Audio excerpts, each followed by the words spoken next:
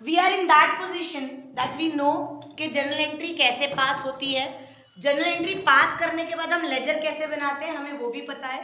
Laser के बाद जो बैलेंसेस आते हैं उसमें हम ट्रायल बैलेंस कैसे बनाते हैं हमें वो भी पता है।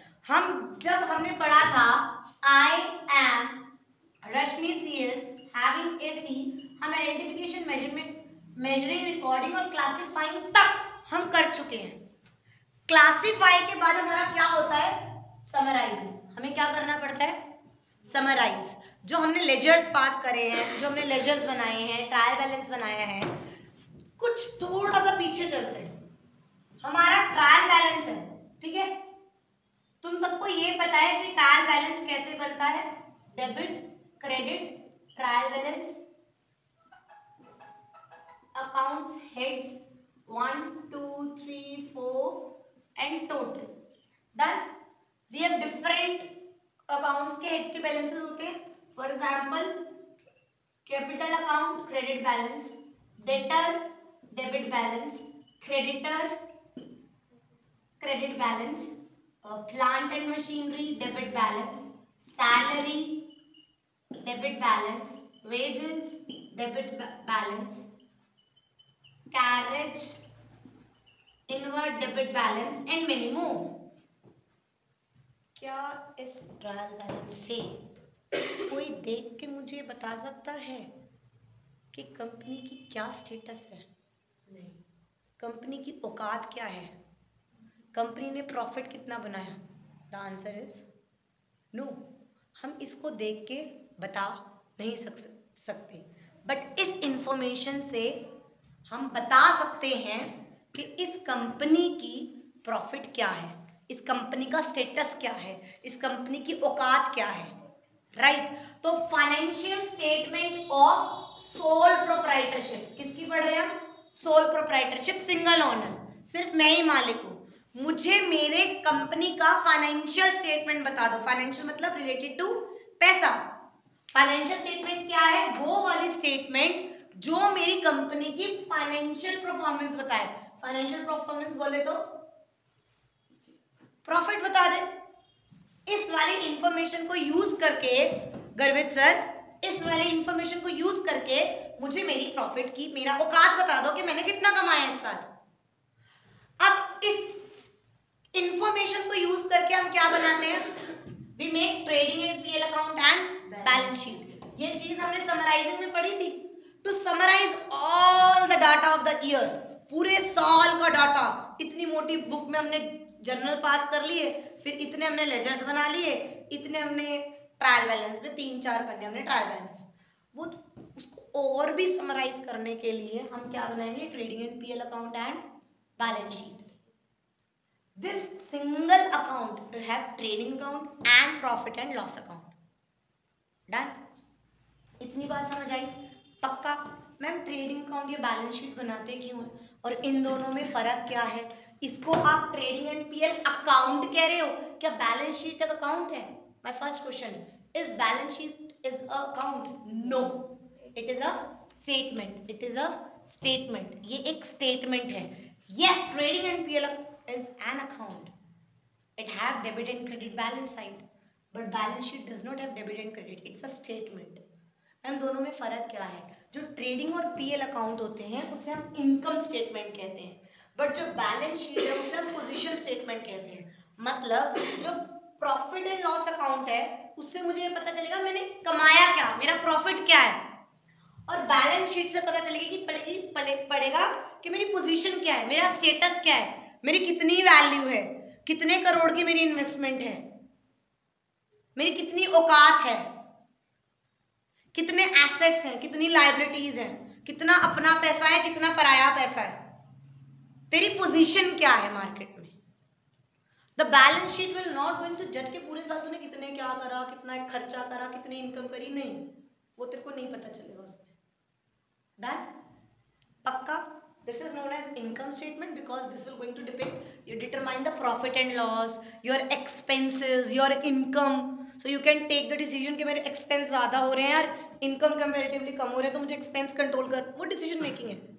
But your balance sheet will not going to judge कि तेरी income कितनी है, तेरे expense कितने हैं, तेरा profit कितना हुआ, नहीं, ये नहीं judge करेगा। बैलेंस शीट तेरे को बताएगा कि तेरी पोजीशन कैसी है, तेरी औकात कैसी है, तू कितना कर पाएगा।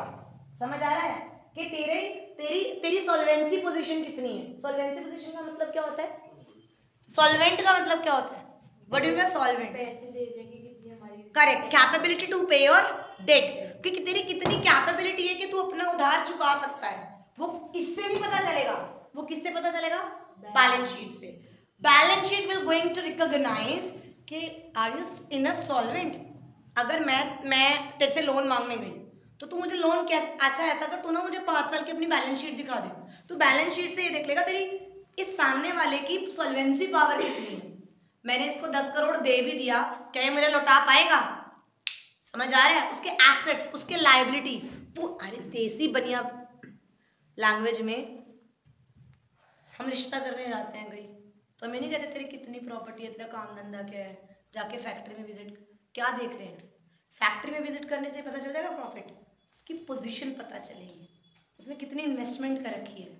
समझ आया, उसका लेवल पता चलेगा। बैलेंस शीट से हम कंपेयर कर सकते हैं पिछली बैलेंस शीट से कि पिछली बैलेंस शीट क्या थी, अब बैलेंस शीट क्या, हम कितना ग्रो करें। Are you getting the point, the difference between this account and statement. पक्का, इसको मैं 2 मिनट के अंदर रटवा सकती हूँ, बट मुझे रटवाना नहीं है, मुझे समझाना है। हम चैप्टर 2 में चले जाते हैं पीछे। हमने एक्सपेंडिचर पढ़े थे 2 टाइप के, और उन एक्सपेंडिचर का नाम क्या था, कैपिटल। करेक्ट, क्या नाम था, एक था हमारा कैपिटल एक्सपेंडिचर और एक था हमारा रेवेन्यू एक्सपेंडिचर। एक्सपेंडिचर मतलब कोई खर्चा करा है मैंने, और 2 टाइप के खर्चे हैं, एक कैपिटल एक्सपेंडिचर और एक रेवेन्यू एक्सपेंडिचर। थोड़ा सा ब्रीफ कर देती हूँ। कैपिटल वो खर्चा करके, कैपिटल एक्सपेंडिचर वो कैपिटल एक्सपेंडिचर कहलाता है जो खर्चा करके मेरा कुछ क्रिएट करे। मैंने 1 लाख की बाइक ली बिजनेस के लिए, that is my capital expenditure. मैंने 1 लाख की टिकट कराई अपने स्टाफ की कि वहां से जाके मीटिंग करके वापस आ जाओ, that is my revenue expenditure. Ma'am 1 ही लाख रुपए यूज कर रहे हो, तो हाउ यू आर जजिंग कि कैपिटल एक्सपेंडिचर कौन सा है और रेवेन्यू एक्सपेंडिचर कौन सा है, कैसे जज करा आपने, हाउ यू जज कि कैपिटल एक्सपेंडिचर है या मेरा रेवेन्यू एक्सपेंडिचर है। जो रेवेन्यू एक्सपेंडिचर होते हैं और कैपिटल एक्सपेंडिचर होते हैं उनमें क्या फर्क है, बताओ जल्दी।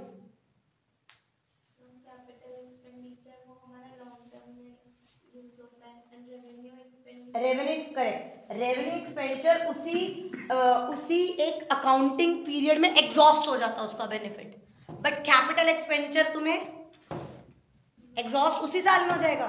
वो बाइक का खर्चा, जो बाइक पे तूने खर्चा करा और 1 लाख की बाइक लाया, क्या वो उसी साल एग्जॉस्ट हो जाएगा उसका बेनिफिट, नो।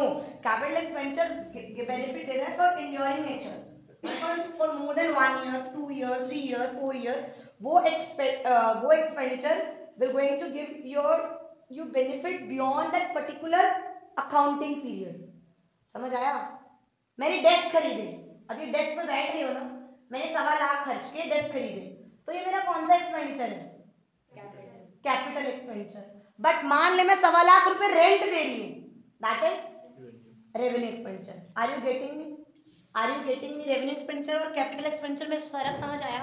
तो ये कहाँ शो होंगे, मैम जो कैपिटल एक्सपेंडिचर हम खर्च के कुछ आ रहा है जो मोर देन 1 ईयर हमें बेनिफिट दे रहे हैं, that is always shown in the balance sheet, that always have effect on the balance sheet. But the expenditure which are revenue in nature, वो मेरा बैलेंस शीट में नहीं दिखेगा, वो मेरा किस में दिखता है, trading and, because that will going to be exhaust within an year. उसका बेनिफिट मुझे 1 साल में फाइंड अप हो जाएगा। मैं रेंट अगर 1.25 लाख रुपए दे रही हूँ तो मुझे कहेगा हाँ 5-7 साल रह ले, हर साल मुझे देना पड़ेगा, हर महीने मुझे देना पड़ेगा, और उसका बेनिफिट मैं उसी महीने उठा सकती हूँ, उससे बाद नहीं। आर यू गेटिंग मी, पक्का, फॉर श्योर। एक बार थोड़ा थोड़ा पेन डाउन करो, फिर हम सीधा फॉर्मेट पे जंप करेंगे और फॉर्मेट से सिखाऊंगा। Like we have 2 types of expenditure, capital expenditure and revenue expenditure. We have 2 type of receipts. We have 2 type of receipts. कौन कौन सी receipts होती है, एक होती है हमारी capital receipts और एक होती है हमारी, कोई मुझे एग्जाम्पल एग्जांपल दे सकता है? कोई मुझे एग्जांपल दे सकता है?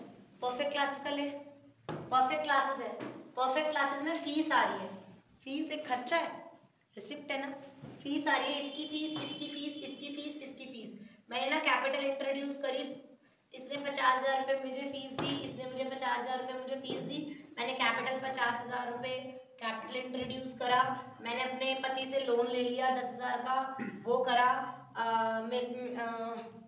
नैतिक की फीस अभी ड्यू है, मैंने वो एक्रूड इनकम में रखी 20,000, ये मेरी रिसिप्ट्स हैं.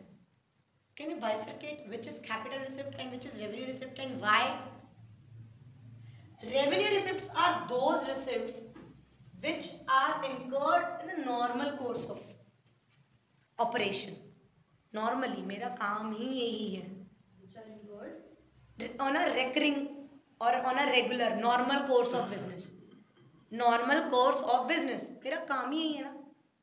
अच्छा एक और एग्जांपल देती हूँ हर्षा. ये डेस्क ना मेरे को 25,000 का पड़ा गैस कर, फॉर एग्जाम्पल मेरे को कॉस्ट कितनी थी 25,000 का, डेप्रिसिएशन लग के 15,000 का रह गया और मैंने इसे 18,000 का बेच दिया, मुझे 3,000 का क्या हुआ? रिसिप्ट हुआ, 3,000 का मेरा रिसिप्ट, सॉरी मैंने गलत बोला, 3,000 का मेरा रिसिप्ट हुआ. Now I will ask that 3,000 is a capital receipt और revenue receipt? Why? Because that is not my normal course of business. मैंने कैपिटल इंट्रोड्यूस करी, मैंने लोन लिया, मेरी बोरोइंग हुई, that is my capital receipts. But मेरा जो normal course हो उसमें मुझे कुछ रिसीव हो रहा है, that is revenue receipts. Are you getting me? Are you getting me? ऐसे ही अब खर्चे रेवेन्यू नेचर के कहाँ आते हैं? ट्रेडिंग एंड पीएल अकाउंट में. अब मैम अकाउंट तो दो होते हैं, सॉरी अकाउंट तो दो साइड होती है अकाउंट में, ट्रेडिंग एंड पीएल अकाउंट है. मैम इसकी एक साइड है डेबिट और एक साइड है credit. My question is revenue के एक्सपेंडिचर किस साइड आएंगे? All the revenue expenditure will going to come in the debit side and all the revenue receipts will going to come in the credit side. Bad debt हो गया, नैतिक ने मेरी fees नहीं दी, क्या हो गया? Bad date. क्या हो गया? बैड डेट कहाँ आएगा? खर्चा, डेबिट. नैतिक ने 3 साल बाद उसका ईमान था, उसके पास पैसे थे, उसने मुझे वापस कर दिए, तो वो क्या हो गया? Bad debt. That is a receipt. That is a receipt. Are you getting me? अब बड़ा लिखो पर ट्रेडिंग एंड पीएल अकाउंट, उसमें पहला पॉइंट लिखो ऑल द, लिखो फर्स्ट पॉइंट, थोड़ा जल्दी बोलूंगी, जल्दी लिखना. पोज कर दूं क्योंकि देखने वाला बंदा बोर हो जाएगा, या 2x पे देख लेते हो तुम लोग. लिखो ट्रेडिंग अकाउंट में first point, all the expenses and losses are debited. All the expenses and losses, all the expenses and losses of which nature? Revenue nature. All the expenses and losses is debited to the trading and PL account. All the incomes and gains, यार सारे expense and losses of revenue nature, हाँ revenue nature के आएंगे ना, capital nature का तो balance sheet में चले जाएंगे. एक्सपेंस और लॉसेस डेबिट साइड आते हैं और सारे के सारे income and gain credit side आते हैं. लिखा? अब इसको ऐसे करके लिखो, therefore trading and PL account is of which nature? चलो बताओ, 3 अकाउंट थे, real account, personal account, real account और नॉमिनल अकाउंट. क्या आप मुझे बता सकते हो ट्रेडिंग एंड पीएल अकाउंट कौन सा है? पर्सनल, रियल और nominal? It's a nominal account. 1 mark question. Trading and PL account is a nominal account. लिखो why it is a nominal account Harsha? Nominal account का रूल क्या था? Chapter 6, debit all expenses and losses, credit all income and gains.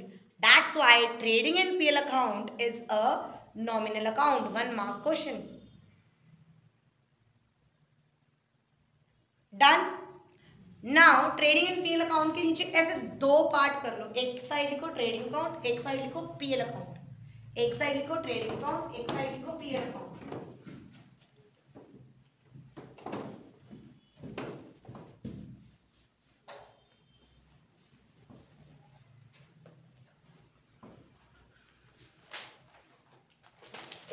लिखो trading account और एक side लिखो profit and loss account.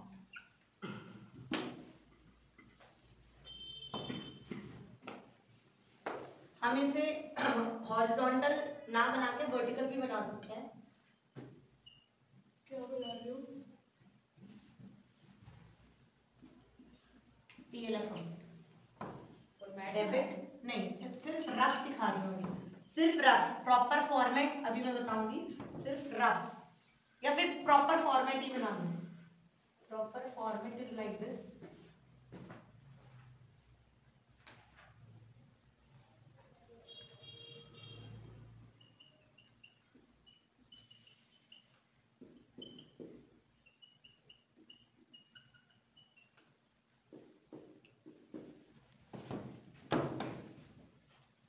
Trading account और PL account में सबसे बड़ा फर्क क्या है? मान के चलते एग्जांपल लेते हैं मैन्युफैक्चरिंग कंपनी। मान के चलते हैं manufacturing company, I am manufacturing of this T shirts. मैं टी शर्ट्स मैन्युफैक्चर करती हूँ। इसको पहले मैं रॉ मटेरियल कच्चा माल लूंगी, उसको बनाऊंगी और उसको बेचूंगी, राइट। असली दो चीजें, परचेजिंग मैन्युफैक्चरिंग करके डन कर दें, done. Selling, purchase and sale, right. पहले मैंने कच्चा माल खरीदा और फिर उसको बेचना है। खरीदने में बनाने में भी एक अलग टास्क है और उसको बेचने के लिए भी अलग टास्क है। कितनी बार होता है हमारा माल बहुत अच्छा होता है, परचेजिंग स्ट्रांग होती है, कॉस्टिंग स्ट्रांग होती है, बट हम बेच नहीं पाते क्योंकि शायद हो सकता है हमने एडवर्टीजमेंट ना करी हो, कुछ सेलिंग ना करी हो, हमने प्रमोशन ना करी हो, मार्केटिंग ना करी हो। तो टू थिंग्स आर देयर। तो there are two type of expenses, direct expenses and indirect expenses. Ma'am अब भी तो आपने बताया, यहाँ पे लिखा था expenses are of two type, revenue nature and capital nature. Capital nature वाले एक्सपेंसेस तो क्या बन गए? एसेट, तो बैलेंस शीट में चले गए। अब मेरे पास रेवेन्यू नेचर के खर्चे बचे हुए हैं। अब जो हमने रेवेन्यू नेचर के पढ़े कि ये रेवेन्यू नेचर के खर्चे हैं, इस रेवेन्यू नेचर में भी दो टाइप के खर्चे होते हैं। एक होते हैं हमारे डायरेक्ट एक्सपेंस और एक होते हैं हमारे indirect expense. Direct expense are those expenses which are incurred on purchase, purchase और ये हम कर रहे हैं टू सेल। मैं समझ गया, डिटेल में समझा। मैंने ये कच्चा माल खरीदा, मेरे पास ऑलरेडी 2 लाख का रॉ मटेरियल, रॉ कपड़ा पड़ा था, डन।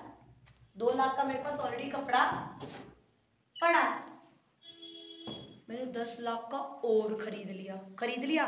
मैडम ऐड करो 10 लाख का, अब आपके पास कितने लाख का माल हो गया? ये मेरे पास ऑलरेडी ओपनिंग स्टॉक थी, ये मैंने और परचेज कर ली। 12 लाख का मैं एज इट इज बेच रही हूँ। मैं इसके ऊपर क्या कर रही हूँ? खर्चा। मैं फैक्ट्री का रेंट दे रही हूँ। किसका रेंट दे रहे हो?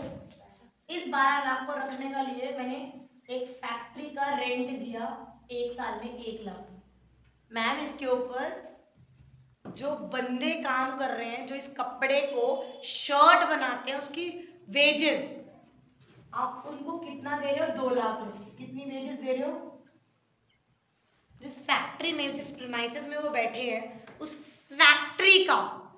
फैक्ट्री का खर्चा, बिजली का बिल इतना है, फॉर एग्जाम्पल 1 लाख रुपए, डन। जब आपने परचेज करके लाए थे 10 लाख की, तो आपने किराया दिया था, उड़ के तो आएगा नहीं सामान, किराया दिया था, जिसे हम क्या कहते हैं? Carriage inward. क्या कहते हैं?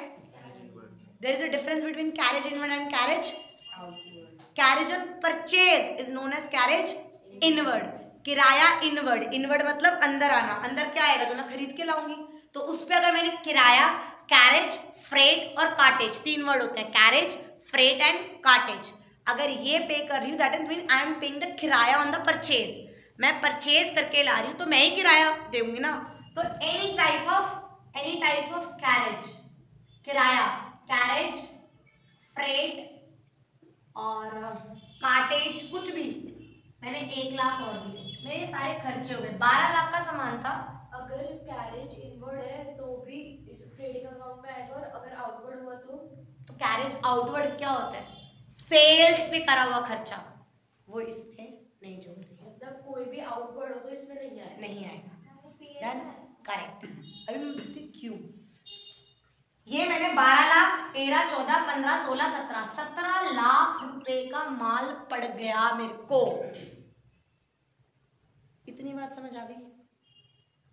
मैम आपने सेल्स कितनी करी? मैंने ना सेल्स जो है 16 लाख की कर दी और अभी भी मेरे गोडाउन में 5 लाख का माल पड़ा है। मैंने सेल्स कितने की करी? Sales include the cost and profit. जितने का मुझे माल पड़ा हुआ है मैं उतने का ही थोड़ी ना बेच दूंगी। 16 लाख की मैंने सेल्स करी है, मतलब कुछ कॉस्ट होगा उसके अंदर प्रॉफिट ऐड होगा तभी 16 लाख होगा। तो क्या मैं इन सब चीजों से मोटा मोटा प्रॉफिट निकाल सकती हूँ? Gross profit. क्या कहते हैं उसे? Gross profit. क्या मेरा ग्रॉस प्रॉफिट ही नेट प्रॉफिट होता है? The answer is no. The answer is ma'am उस पे बहुत सारे कौन से खर्चे होते हैं? इनडायरेक्ट खर्चे। कौन से खर्चे होते हैं? इनडायरेक्ट। ये तो डायरेक्ट खर्चे है ना। मैं तुम्हें पढ़ा रही हूँ, मेरा तुम्हें पढ़ाने में डायरेक्ट खर्चा क्या है? बिजली, पानी, रेंट, दिस इज डायरेक्ट खर्चे। बट मैं तुम्हें पार्टी दे रही हूँ 6th अमेरिका में जाके, मैं तुम्हें गिफ्ट्स बांट, दैट इज इनडायरेक्ट खर्चे।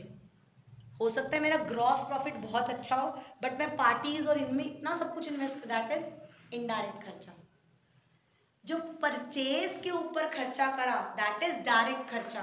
बट मान ले जो मैंने ये कराई इसको बेचने के लिए मुझे खर्चा करना पड़ रहा है। आई एम हैविंग, मेरे को एक ऑफिस लेना पड़ रहा है, उस ऑफिस का रेंट देना पड़ रहा है। ऑफिस में एक रेंट के लिए एक सीए रखा हुआ है, उस सीए की सैलरी जा रही है।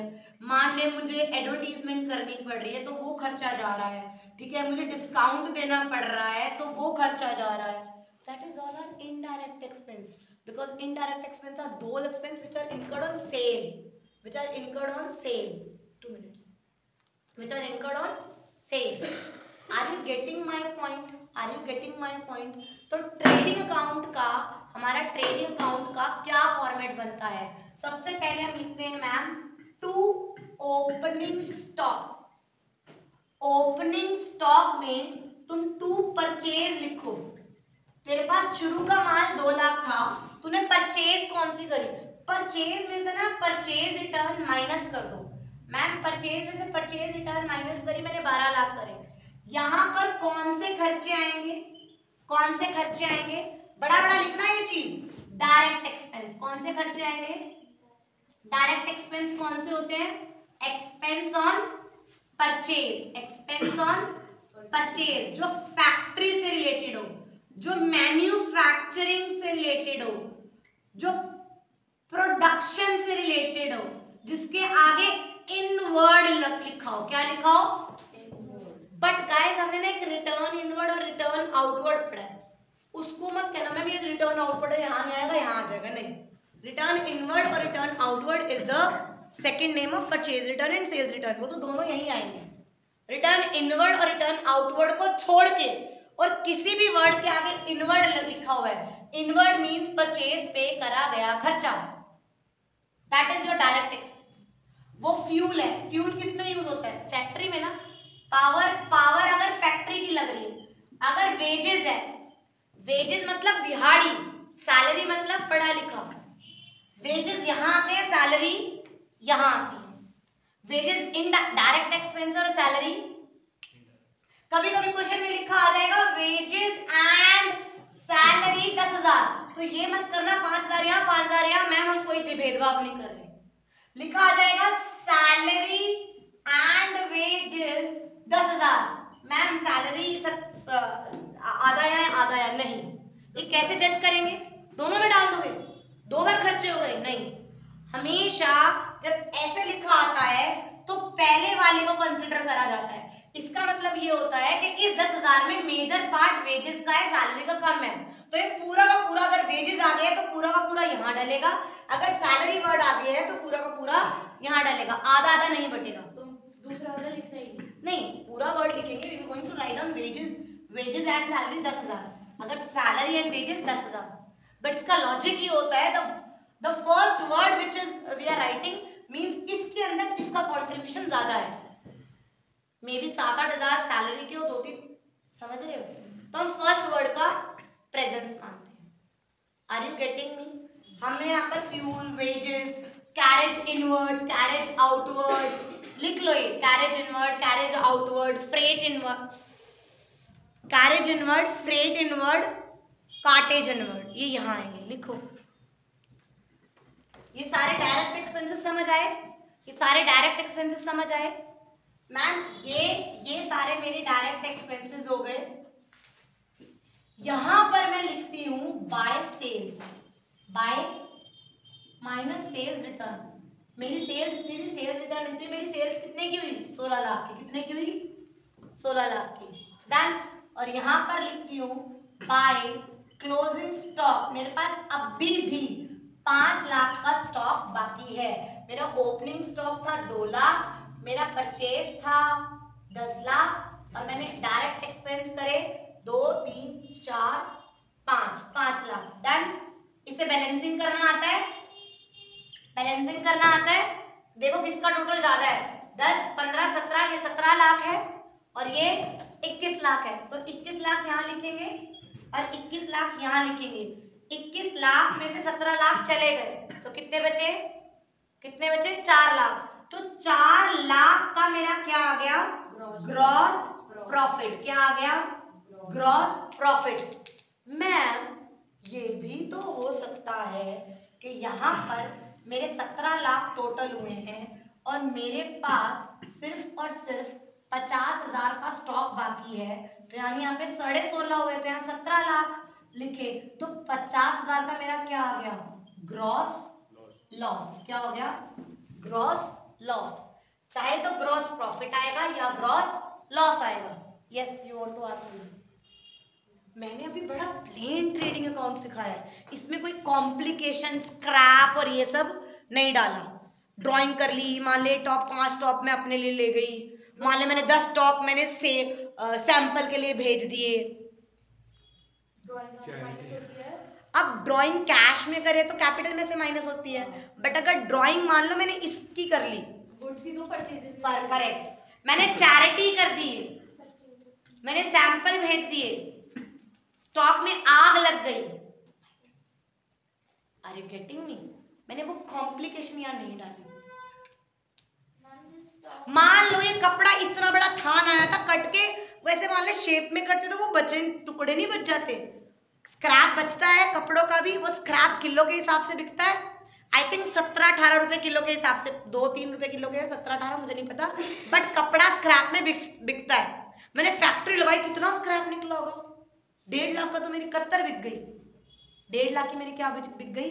कत्तर। इसका स्क्रैप, तो वो स्क्रैप मेरा आया ना, पैसा आया 1.5 लाख रुपए, तो वो यहां लिखते हैं बाय स्क्रैप 1.5 लाख। मैंने नॉलेज के लिए बता दिया है, बट ये किसी क्वेश्चन में तुम्हें नहीं मिलेगा। समझ आ गया? ट्रेडिंग अकाउंट कुछ कुछ समझ आया? ट्रेडिंग अकाउंट कुछ कुछ समझ आया आपको मैं क्या कह रही हूँ? ट्रेडिंग अकाउंट अगर आप देखोगे तो trading account is on page number 18.9, is on page number 18.9। Trading account first stage है जिसमें हम फाइनेंशियल स्टेटमेंट की शुरुआत करते हैं और इससे हम क्या निकालते हैं? Gross profit. और इसमें मैंने कोई कैपिटल प्रॉफिट, कैपिटल एक्सपेंस या कैपिटल रिसिप्ट करी है? करी है? नो, इसमें मैंने कोई भी कैपिटल नेचर का कुछ भी इंक्लूड नहीं करा। इसमें मैं रेवेन्यू खर्चे और चाहे तो ग्रॉस प्रॉफिट आएगा या ग्रॉस लॉस आएगा। डन। बैलेंस शीट में जाएगा ना, इसीलिए मैं कह रही हूँ। डन। ट्रेडिंग अकाउंट एक फर्स्ट स्टेज है, हमें पता है, इसमें से हम COGS या नेट सेल्स निकाल सकते हैं। अच्छा, what do you mean by COGS? अभी मैं नहीं करा रही, यहाँ पर तुम्हें ये पता चल गया है कि सेल्स, ये रही net sales, this is net sales, this is net sales. COGS क्या होता है? Cost of goods sold. Cost of क्या होता है? Cost of goods sold. Ma'am जो तुमने 16 लाख का माल बेचा है उसकी कॉस्ट कितनी थी? प्रॉफिट माइनस कर दो, कॉस्ट आ जाएगा। प्रॉफिट कितना आया? कितना आया प्रॉफिट?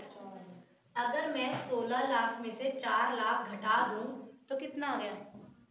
12 लाख। कितना आ गया? वो 12 लाख क्या है? मेरी कॉस्ट। क्या है? कॉस्ट। नहीं समझ आया? जो मैंने सामान बेचा है उसकी कॉस्ट कितनी थी? 12 लाख। क्योंकि 5 लाख का तो मेरा बचा भी हुआ है भाई माल। इसमें जो हम पहले वाला क्वेश्चन कर रहे थे जिसमें ग्रॉस प्रॉफिट था तो उसमें 5 लाख था ना? था ना? तो अभी तो 5 लाख का और भी माल पड़ा है। तो यानी मैंने 12 लाख का माल कितने में बेचा? 16 लाख में। तो 4 लाख मेरा क्या हुआ? Gross profit. तो सीओजीएस कितनी थी? 12 लाख। नहीं समझ आया? 3 चीज समझाई मैंने। क्या 3 चीज में रिलेशन बताया? सीओजीएस, सेल्स और ग्रॉस प्रॉफिट। किसकी?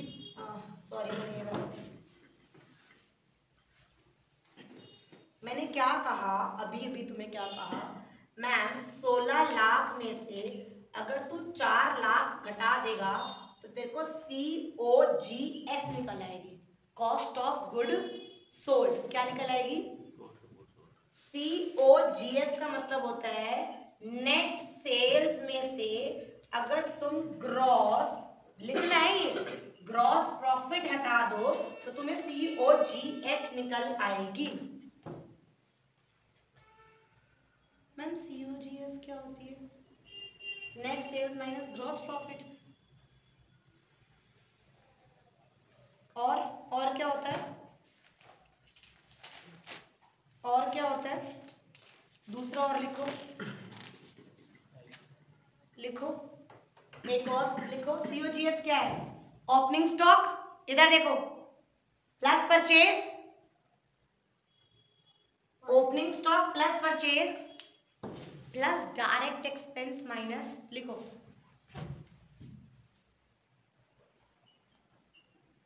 पहले लिख लो फिर समझा देती हूँ। Opening stock plus purchase plus direct expense minus closing stock. देखो अभी इससे 12 लाख आ गए, इससे भी 12 लाख दिखाऊं? ओपनिंग स्टॉक कितनी थी गर्मित? 2। परचेज कितनी थी? 10। डायरेक्ट एक्सपेंस कितने थे? क्लोजिंग स्टॉक कितनी थी? कितना आ गया आंसर? तो तेरा इसके बाद जितने भी एक्सपेंस होते हैं वो सारे, जितने भी नहीं, जितने डायरेक्ट एक्सपेंस हो, कोई भी डायरेक्ट एक्सपेंस हो। अरे परचेजेस के बाद। हाँ परचेज के बाद जितने भी डायरेक्ट एक्सपेंस टोटल होता है ना direct expense. Direct purchases expense और ओपनिंग स्टॉक उसमें इंक्लूड नहीं। ओपनिंग स्टॉक और परचेज अलग होता है। डायरेक्ट एक्सपेंस क्या क्या लिखे तुमने अपने रजिस्टर में? डायरेक्ट एक्सपेंस लिखो, wages, freight slash carriage slash cartage inward, freight slash carriage, wages लिख लिया, फ्यूल एंड पावर लिख लिया, कैरेज, कार्टेज या फ्रेट इनवर्ड या ये सब, ये वर्ड से कुछ भी दिया हो। Expense on purchase, factory expense, manufacturing expense, production expense, कोई भी एक्सपेंस के आगे इनवर्ड लिखा हो तो ये यही पॉइंट है। इसके अलावा कोई भी खर्चा है वो सारा खर्चा कहाँ आएगा? अच्छा एक क्वेश्चन बोल, हम कौन सा अकाउंट बना रहे हैं हर्षा? क्या? कौन सा अकाउंट बना रहे हैं हम? ट्रेडिंग। अगर ट्रेड एक्सपेंस लिखा हो तो कहाँ आएगा? ट्रेडिंग में नहीं आएगा। हॉट पॉइंट है, हॉट। जान के स्कूल वाले लिखेंगे ट्रेड एक्सपेंस और मैम ने कहा था ट्रेड वर्ड है, ट्रेडिंग अकाउंट है, ट्रेड में डाल दो। ट्रेड का मतलब क्या होता है? बेचने का खर्चा, सेलिंग का खर्चा। ट्रेड एक्सपेंस किस में आएगा? ट्रेड एक्सपेंस हमारा हमेशा पीएल में आएगा। इसके आगे manufacturing expense, production expense, factory expense आएंगे। ट्रेड एक्सपेंस हमेशा पीएल में आएंगे। ट्रेड एक्सपेंस हमेशा पीएल में आएंगे। समझ आया? पक्का? Now I am winding up with in 30 seconds. जो ये सब करते हैं ग्रॉस प्रॉफिट हमारा यहाँ उतर जाता है कि मैंने उसको बनाने में और उसको बेचने में मोटा मोटी 4 लाख रुपए कमाए। इस 4 लाख में से इनडायरेक्ट एक्सपेंस, कौन से एक्सपेंस? रेवेन्यू के डायरेक्ट एक्सपेंस तो लिमिटेड है, बाकी रेवेन्यू नेचर के जितने भी इनडायरेक्ट एक्सपेंस है, थाउजेंड्स ऑफ इनडायरेक्ट एक्सपेंस, सारे खर्चे कहाँ आएंगे? बैड डेट्स यहाँ आएगा, डिस्काउंट इंश्योरेंस इंश्योरेंस। अच्छा, दो टाइप के इंश्योरेंस होते हैं, हाईलाइट में लिखो, हाईलाइट में इंश्योरेंस लिखवाया था ना, इंश्योरेंस, सिर्फ इंश्योरेंस लिखा हुआ है तो माना जाएगा कंपनी का इंश्योरेंस है, यहां लिखा जाएगा। बट अगर गलती से लिखा हुआ है प्रोप्राइटर इंश्योरेंस, ऑनर का इंश्योरेंस, किसका इंश्योरेंस, प्रोप्राइटर का इंश्योरेंस, ऑनर का insurance, that will be going to be considered as drawing, that is considered as drawing. तो drawing correct, yes.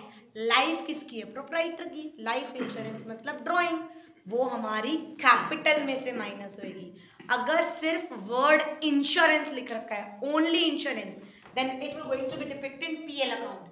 But if it is written life insurance मतलब proprietor की insurance, वो उसकी personal खर्चा है, वो कैपिटल में से माइनस कर दो, जो बैलेंस शीट में। करेक्ट। आज के लिए बस इतना ही, ओवरडोज नहीं दे रही अभी हमने कोई क्वेश्चन, जो इलस्ट्रेशन 1 2 3 ठीक है। आज के लिए इतना ही, नेक्स्ट क्लास में और पढ़ेंगे। आई होप तुम्हें समझ